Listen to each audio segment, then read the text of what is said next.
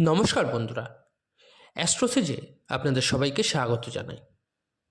মীন রাশিদের একটা কথাই বলতে চাই যে যেসব আলোচনাই আপনাদের রাশি নিয়ে করে থাকি তা গুরুত্বপূর্ণই হয়ে থাকে, কিন্তু আজকের আলোচনাটি হলো 7.5 সেকেন্ড ফেজ, মীন রাশিদের শনির 7.5।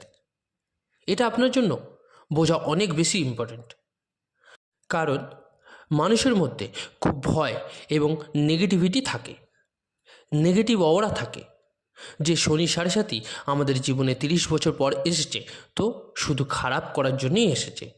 আর এটা ভাবতে ভাবতেই 7.5 পার করে ফেলে। বন্ধুরা, আমি আপনাদের বলবো শনি 7.5 জীবনে আসা অত্যন্ত জরুরি। যেমন আমাদের জন্য খাবার খাওয়া দরকারি, সেরকমই শনি 7.5 আসাও দরকারি। শনি কর্মের ফল দেবার গ্রহ, আর যে কর্মই আমরা করি তার উপর নির্ধারণ করেই আমাদের ফল দান করে। নরক এবং স্বর্গ এই পৃথিবীতেই আমরা ভোগ করি, কারণ আমরা কর্ম এই পৃথিবীতেই করে চলেছি, তাই তার জন্য আলাদা জায়গা হয় না। রেজাল্ট এখানেই পাই আমরা। কোটি কোটি মীন রাশি আছে, সবাই সমান ফল পায় না। সবার জন্মছকে শনি স্থিতি আলাদা। হ্যাঁ, তবে ইন জেনারেল প্রেডিকশন যে শনি 7.5 আপনার জীবনে এটা দেবে, কিন্তু আপনার বাচ্চাটির শনির প্লেসমেন্ট স্থিতি কীরকম সেটা দেখা জরুরি। যদি আপনার জন্মছকে শনি স্থিতি উচ্চ, তো আপনার জীবনে অবশ্যই কোনো ভালো চেঞ্জেস নিয়ে আসবে। যদি আপনার জন্মছকে শনি খারাপ বা নিচস্থ হয়, শত্রুর ঘরে থাকে, তো অবশ্যই আপনার জীবনে সমস্যা নিয়ে আসবে। বাকি কিছু জেনারেল প্রেডিকশন হয় যা সবার জীবনে দেখা যায়, যা আমি আপনাদের বলবো। সেকেন্ড ফেজ স্টার্ট হবে 30শে মার্চ 2025 থেকে মীন রাশির জীবনে। এবার আমি ডিটেলসে বলবো, তো আপনার মনোযোগ এখানে রাখুন, তাহলে খুব সহজেই ব্যাপারগুলো বুঝতে পারবেন। একটা কথা এখানে বলে নিই, আপনারা যারা নিজেদের বাচ্চাদের প্রেডিকশন করাতে চাইছেন তারা অবশ্যই আমার টেলিগ্রাম চ্যানেলে জয়েন করে নেবেন। টেলিগ্রাম চ্যানেলের লিঙ্কটা ভিডিও ডেসক্রিপশানে পেয়ে যাবেন। মীন রাশি আপনাদের 12 নম্বরের রাশি। এখন শনি আপনাদের 12 নম্বর ঘরেই অবস্থিত।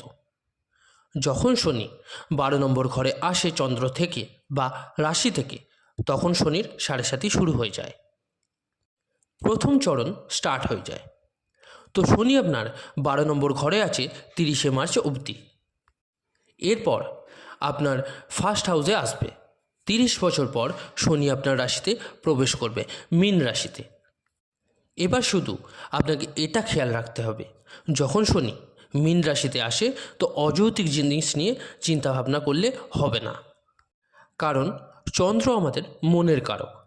শাস্ত্রে বলে যখন চন্দ্রের আশেপাশে শনি আসবে তো খুবই ঝামেলায় ফেলবে, আর যখন সব থেকে কাছে আসবে তো সব থেকে বেশি সমস্যায় ফেলবে।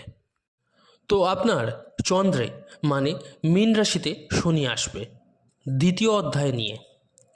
চন্দ্র মনের কারক হওয়ায় এর জন্য মানুষ না চেয়েও বেশি ওভার থিঙ্কিং করতে লেগে যায়। ছোট ছোট জিনিস নিয়ে একটা আনসেফ ফিলিং কেরিয়ারে, এগুলো নিয়ে একদম ভয় পাবেন না। আমি আগে থেকেই আপনাকে অ্যালার্ট করছি, কারণ এই পিরিয়ডে এরকম হয়েই থাকে। মানসিক অবসাদ, মনে বেশি চিন্তা আসা, ম্যারেজ লাইফ নিয়ে, লাভ রিলেশন নিয়ে একটা শঙ্কা তৈরি হবে মনের মধ্যে যে আমার রিলেশন চলবে না চলবে না, এরকম ব্যাপার। আপনার ম্যারেড লাইফে প্রবলেম ক্রিয়েট হবে, কারণ শনি সেকেন্ড ফেজে আপনার ফার্স্ট হাউসে বসে 7th হাউসকে দৃষ্টি দেবে। ম্যারেড লাইফে আপনি একদম ঝগড়াঝাটিতে পড়বেন না, নেগেটিভ চিন্তা আনবেন না। পজিটিভ আপনার জন্য এটা যে কেরিয়ারে পরিবর্তন আসবে, ট্রান্সফার হওয়ার সম্ভাবনা ভালো আছে। যেসব ব্যক্তিরা বেকার বসেছিলেন তাদের জব পাওয়ার চান্সেস ভালো আছে এই সেকেন্ড ফেজে। আর পজিটিভ হলো যারা আনম্যারিড তাদের ম্যারেজ হওয়ার চান্সেস বেড়ে যাবে এই সেকেন্ড ফেজে, কারণ শনি আপনার 7th হাউসকে দেখবে। তো এটা কাল নির্ধারণ করার একটা প্ল্যানেট। 2025-2026 বিয়ের সম্ভাবনা ভালো। যারা বিয়ের জন্য সম্বন্ধ খুঁজছেন তাদের জন্যও খুব ভালো।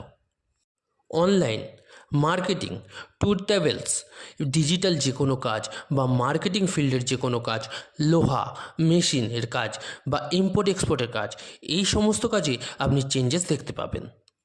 আপনি এসব কাজ বাড়ানোর বা নেয়ার বা শেখার প্রয়াস করবেন, এরকম দেখা যাচ্ছে দ্বিতীয় অধ্যায়। যেহেতু চন্দ্রের উপরে শনি থাকবে, তাই আপনি এইটুকু জিনিস খেয়াল রাখবেন অবশ্যই, যে শুধু বেশি ভাববেন না, ওভার থিঙ্কিং বা টেনশন নেবেন না, কেরিয়ার নিয়েই হোক বা লাভ রিলেশন নিয়েই হোক, বিবাহিত জীবন নিয়েই হোক বা সন্তান নিয়েই হোক। কারণ বেশি ভাবা ডিপ্রেশনে আসা, নেগেটিভ চিন্তাও এসে যাবে। আমি কিছু উপায় বলে দেবো, অবশ্যই ফলো করুন।